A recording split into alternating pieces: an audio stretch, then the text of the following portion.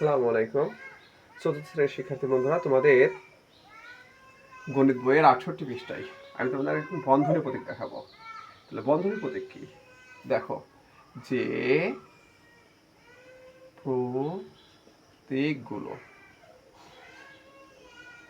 প্রতীকগুলো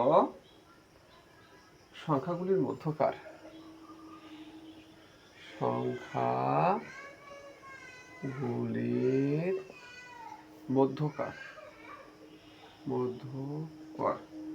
সংখ্যাগুলোর মধ্যকার পারস্পরিক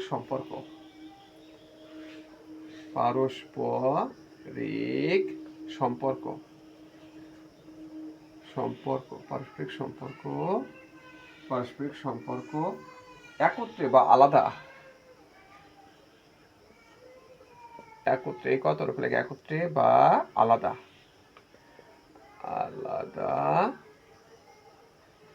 আলাদা বোঝাতে ব্যবহার হয়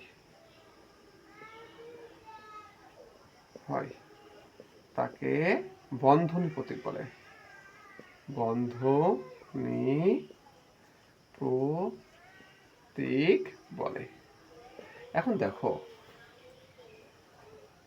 বন্ধনী প্রতীক কয়টি? তিনটি। সেটা কি কি কি? যেমন দেখো, এটার নাম কি? এটা হলো প্রথম বন্ধনী, এটা হচ্ছে দ্বিতীয় বন্ধনী, আর এটা হচ্ছে তৃতীয় বন্ধনী। ঠিক আছে? তো এটার নাম কি? প্রথম বন্ধনী। প্রথম বন্ধনী।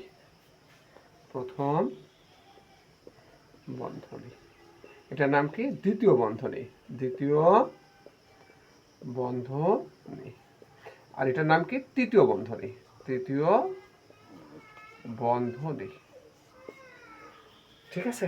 তো ফ্রেন্ডস, তোমাদেরকে অসংখ্য ধন্যবাদ এই ক্লাসে অংশগ্রহণ করার জন্য।